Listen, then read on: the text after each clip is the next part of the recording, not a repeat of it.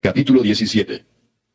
Mejor es un bocado seco y en paz, que casa de contienda llena de provisiones. El siervo prudente se enseñoreará del hijo que deshonra, y con los hermanos compartirá la herencia. El crisol para la plata, y la hornaza para el oro, pero Jehová prueba los corazones. El malo está atento al labio inicuo, y el mentiroso escucha la lengua detractora. El que escarnece al pobre afrenta a su hacedor, y el que se alegra de la calamidad no quedará sin castigo.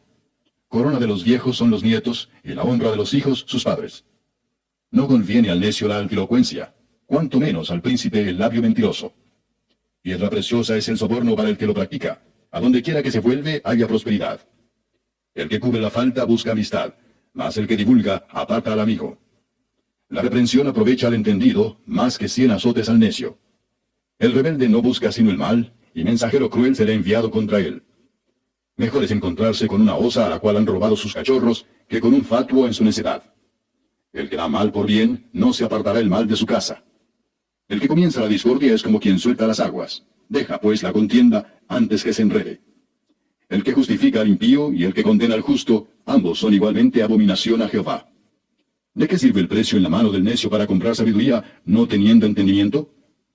En todo tiempo ama el amigo, y es como un hermano en tiempo de angustia. El hombre falto de entendimiento presta fianzas y sale por fiador en presencia de su amigo. El que ama la disputa, ama la transgresión, y el que abre demasiado la puerta busca su ruina. El perverso de corazón nunca hallará el bien, y el que revuelve con su lengua caerá en el mal. El que engendra al insensato para su tristeza lo engendra, y el padre del necio no se alegrará. El corazón alegre constituye buen remedio, mas el espíritu triste seca los huesos. El impío toma soborno del seno para pervertir las sendas de la justicia. En el rostro del entendido aparece la sabiduría, mas los ojos del necio vagan hasta el extremo de la tierra. El hijo necio es pesadumbre de su padre, y amargura a la que lo dio a luz. Ciertamente no es bueno condenar al justo, ni herir a los nobles que hacen lo recto. El que ahorra sus palabras tiene sabiduría. De espíritu prudente es el hombre entendido. Aun el necio cuando calla es contado por sabio. El que cierra sus labios es entendido. Capítulo 17. Vino a mí palabra de Jehová diciendo: Hijo de hombre, propone una figura y compone una parábola a la casa de Israel. Y dirás: Así ha dicho Jehová el Señor. Una gran águila de grandes alas y de largos miembros, llena de plumas de diversos colores, vino al Líbano y tomó el cogollo del cedro. Arrancó el principal de sus renuevos y lo llevó a tierra de mercaderes y lo puso en una ciudad de comerciantes. Tomó también de la simiente de la tierra y la puso en un campo bueno para sembrar, la plantó junto a aguas abundantes, la puso como un sauce. Y brotó y se hizo una vid de mucho ramaje, de poca altura, y sus ramas miraban al águila, y sus raíces estaban debajo de ella. Así que se hizo una vid, y arrojó sarmientos, y echó mugrones. Había también otra gran águila, de grandes alas y de muchas plumas. Y he aquí que esta vid juntó cerca de ella sus raíces, y extendió hacia ella sus ramas, para ser regada por ella por los surcos de su plantío. En un buen campo, junto a muchas aguas fue plantada, para que hiciese ramas y diese fruto, y para que fuese vid robusta. Diles: Así ha dicho Jehová el Señor. ¿Será prosperada? ¿No arrancará sus raíces y destruirá su fruto y se secará? Todas sus hojas lozanas se secarán, y eso sin gran poder ni mucha gente para arrancarla de sus raíces.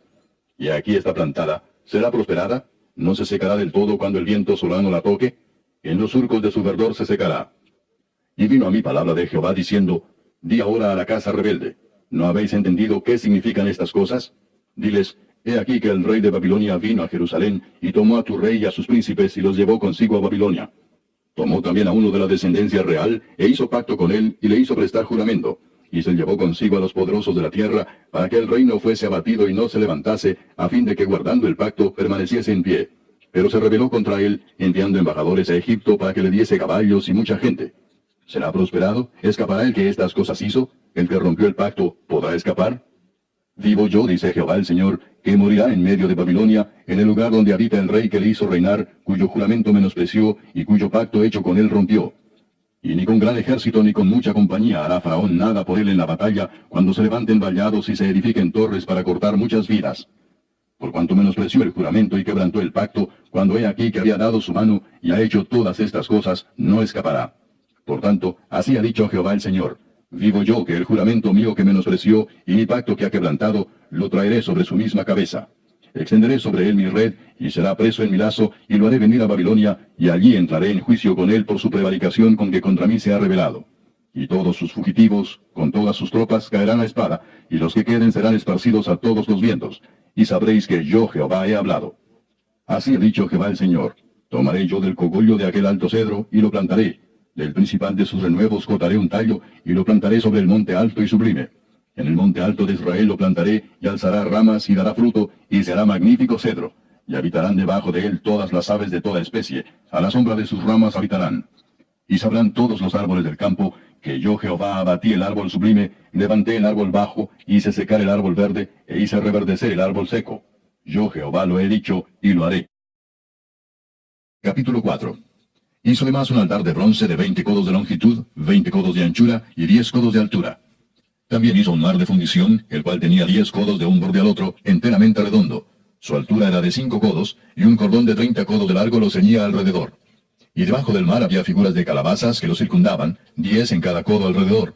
Eran 2 hileras de calabazas fundidas juntamente con el mar. Estaba sentado sobre 12 bueyes, 3 de los cuales miraban al norte, 3 al occidente, 3 al sur y 3 al oriente. Y el mar descansaba sobre ellos, y las anclas de ellos estaban hacia adentro. Y tenía de grueso un palmo menor, y el borde tenía la forma del borde de un cáliz o de una flor de lis, y le cabían 3000 batos. Hizo también 10 fuentes, y puso 5 a la derecha y 5 a la izquierda, para lavar y limpiar en ellas lo que se ofrecía en holocausto, pero el mar era para que los sacerdotes se lavaran en él. Hizo asimismo 10 candeleros de oro según su forma, los cuales puso en el templo, 5 a la derecha y 5 a la izquierda. Además hizo 10 mesas, y las puso en el templo, 5 a la derecha y 5 a la izquierda.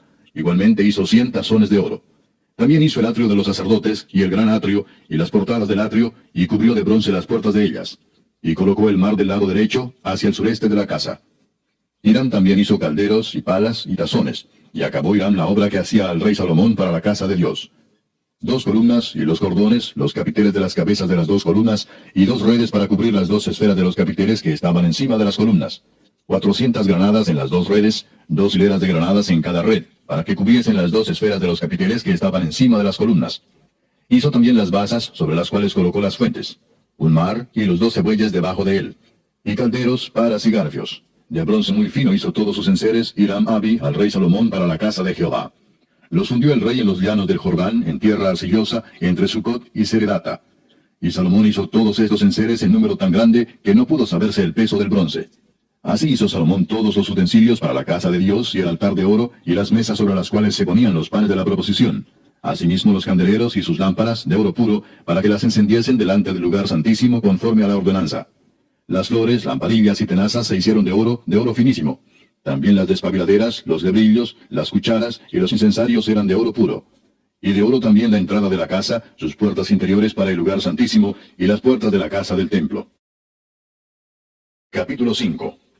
Acabada toda la obra que hizo Salomón para la casa de Jehová, metió Salomón las cosas que David su padre había dedicado, y puso la plata y el oro y todos los utensilios en los tesoros de la casa de Dios. Entonces Salomón reunió en Jerusalén a los ancianos de Israel y a todos los príncipes de las tribus, los jefes de las familias de los hijos de Israel, para que trajesen el arca del pacto de Jehová de la ciudad de David, que es Sión. Y se congregaron con el rey todos los varones de Israel para la fiesta solemne del mes séptimo. Vinieron pues todos los ancianos de Israel, y los levitas tomaron el arca. Y llevaron el arca y el tabernáculo de reunión, y todos los utensilios del santuario que estaban en el tabernáculo, los sacerdotes y los levitas los llevaron. Y el rey Salomón y toda la congregación de Israel que se había reunido con él delante del arca, sacrificaron ovejas y bueyes, que por ser tantos no se pudieron contar ni numerar. Y los sacerdotes metieron el arca del pacto de Jehová en su lugar, en el santuario de la casa, en el lugar santísimo, bajo las alas de los querubines. Pues los querubines extendían las alas sobre el lugar del arca, y los querubines cubrían por encima así el arca como sus barras. E hicieron salir las barras, de modo que se viesen las cabezas de las barras del arca delante del lugar santísimo, mas no se veían desde fuera, y allí están hasta hoy. En el arca no había más que las 2 tablas que Moisés había puesto en Horeb, con las cuales Jehová había hecho pacto con los hijos de Israel cuando salieron de Egipto. Y cuando los sacerdotes salieron del santuario, porque todos los sacerdotes que se hallaron habían sido santificados y no guardaban sus turnos, y los levitas cantores, todos los de Asaf, los de Emán y los de Jedutún, juntamente con sus hijos y sus hermanos, vestidos de lino fino, estaban con címbalos y salterios y arpas al oriente del altar. Y con ellos 120 sacerdotes que tocaban trompetas. Cuando sonaban pues las trompetas, y cantaban todos a una, para alabar y dar gracias a Jehová, y a medida que alzaban la voz con trompetas y címbalos y otros instrumentos de música, y alababan a Jehová diciendo, porque Él es bueno, porque su misericordia es para siempre. Entonces la casa se llenó de una nube, la casa de Jehová. Y no podían los sacerdotes estar allí para ministrar por causa de la nube, porque la gloria de Jehová había llenado la casa de Dios.